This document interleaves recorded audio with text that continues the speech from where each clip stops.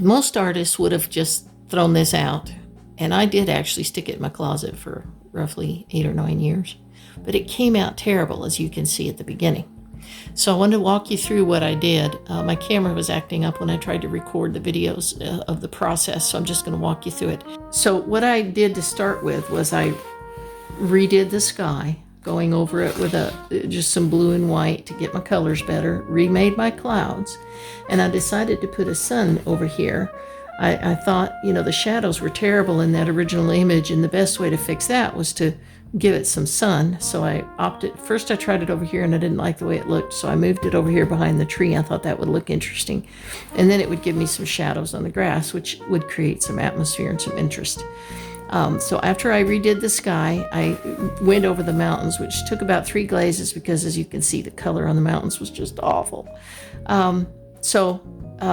And I understand I could have just gessoed this whole thing and started over, and I realized that would have been a whole lot easier. However, I wanted this to be a learning experience for me, where I had to think through, this is how I have to fix this. So not only could I maybe fix another painting in the future, which is bound to happen, but also maybe it could teach me how to watch for certain things as I go along in order to avoid those problems. So that's the reason I went through this whole process. So I glazed over the mountains 2 or 3 times to even the color off, and then I lightened the further ones a little bit and added a little bit of violet for atmosphere. I came in and put in my glaze, my mist. I put in my mist with a white glaze. Then I put white glaze up at the top of the mountains where the sun that just about to set might be hitting the atmosphere and the haze that we usually have over the mountains on a hazy day. And so I thought that made that more interesting.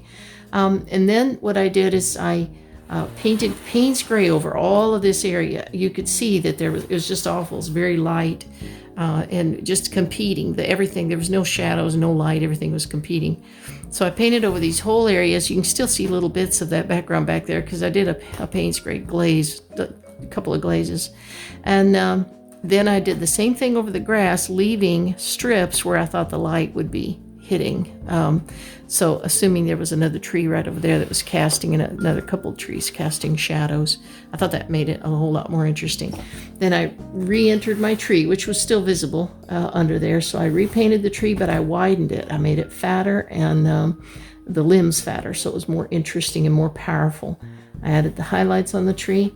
I made the pine trees over here on this side a little bit taller, and I widened the trunks so that they stood out a little more. Also put highlights on those. And then I put the leaves in. Then I painted the leaves on my trees, and I actually had to do that in like 4 layers.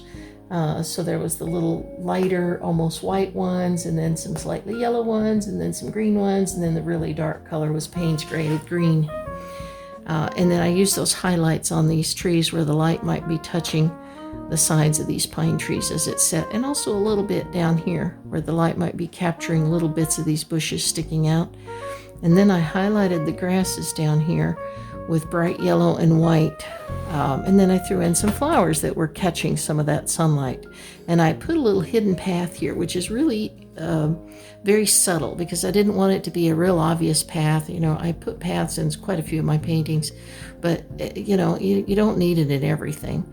And so I thought, well, I'll just sort of hint at the fact that there is a path here going back there, and it sort of gets lost in the depth of the grass. So I thought that was an interesting point. So at any rate, I believe that takes the eye around the painting a lot better.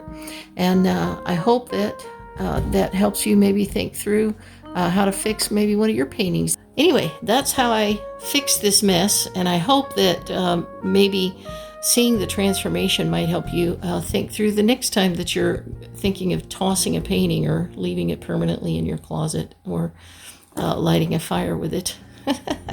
It certainly was a learning experience for me, and thanks for following along with me. I'll see you next time. Bye-bye.